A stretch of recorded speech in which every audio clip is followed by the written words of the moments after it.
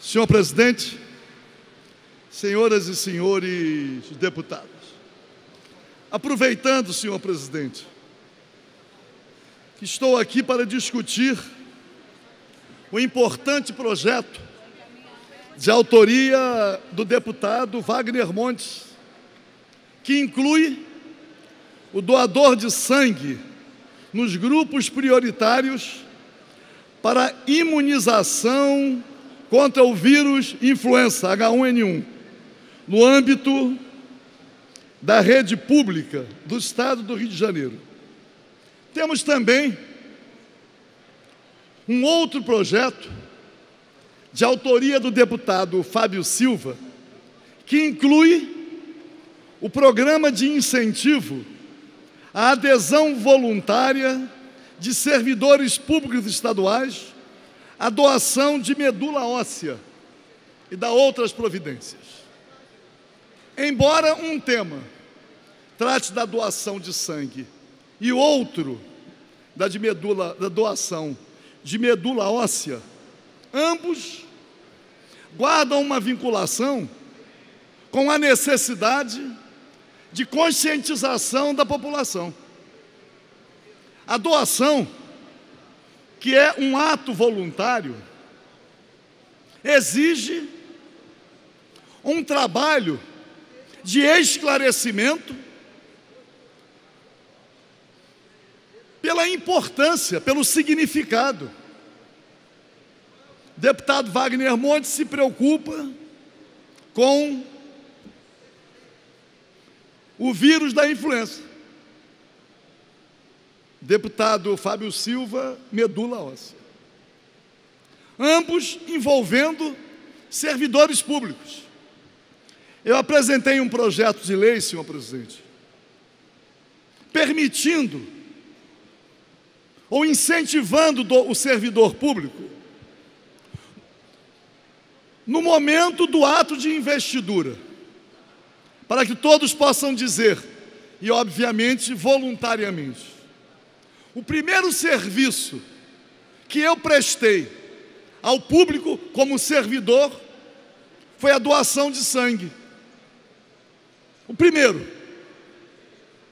E aí nós teríamos uma campanha permanente. Ao ingressar no serviço público, o primeiro serviço prestado é a doação de sangue. Obviamente, observado o voluntariado.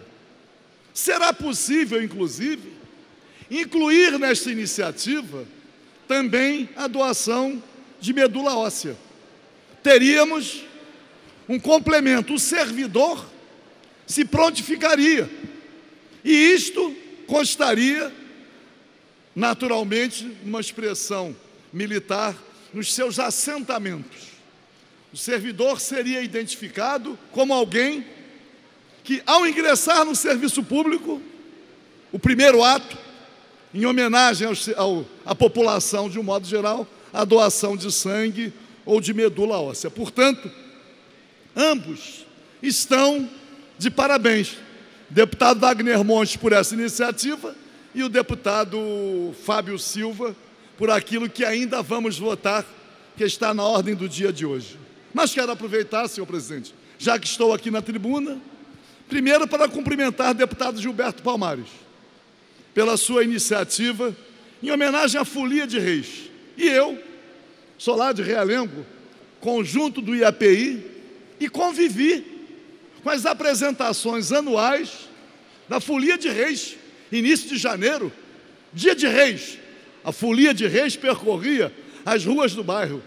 E sem precisar fazer um esforço de memória, me lembro até do trabalhador operário em Realengo, que era o organizador, o que mobilizava a Folia de Reis, que era um senhor chamado Seu Francisco, Marechal Falcão da Frota 240, Casa 6. Seu Francisco era motorista de ambulância e ele organizava a Folia de Reis.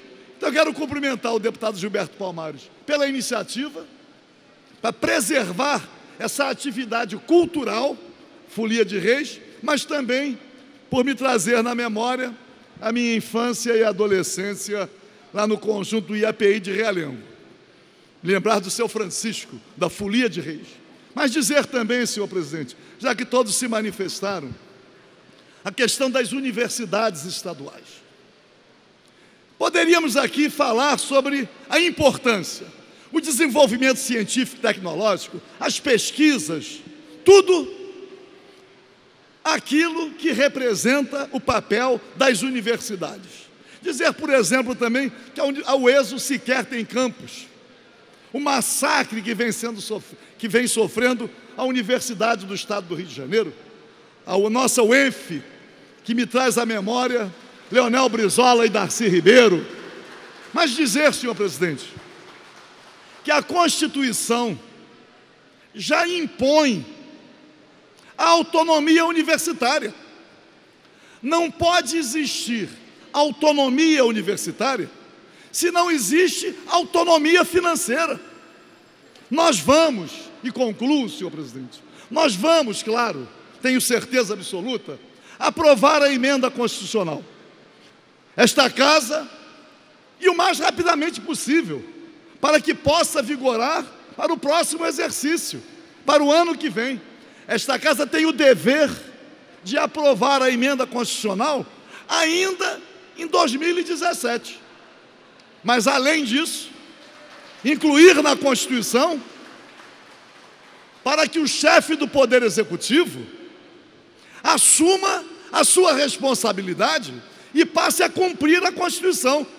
Porque se nós vamos aqui incluir na Constituição um dispositivo para proporcionar às universidades estaduais um mínimo constitucional em relação ao orçamento, o 12º, é preciso que esta casa também garanta o cumprimento, que será uma decepção muito grande a mobilização de todos aqueles que trabalham e estudam nas universidades, para que esta casa aprove a emenda constitucional aprovada, o texto incluído na Constituição, e o Poder Executivo depois não cumpre. Qual o instrumento que disporão as universidades para pressionar e obrigar o governo a cumprir a Constituição? Aliás, existe um debate importante hoje no estado do Rio de Janeiro que envolve o cumprimento da Constituição. Quem vira as costas para o cumprimento da Constituição em relação a qualquer um dos seus aspectos, qualquer um dos seus dispositivos, quem não compreende, quem não exige o cumprimento da Constituição, mesmo diante do clamor público, amanhã não terá autoridade, mesmo que, incluído na Constituição, o 12º para as universidades, quem não cumpre a Constituição não tem autoridade política para exigir depois o cumprimento desse dispositivo constitucional. Parabéns aos lutadores, aqueles que vêm aqui representando as universidades para fazer essa exigência, senhor presidente.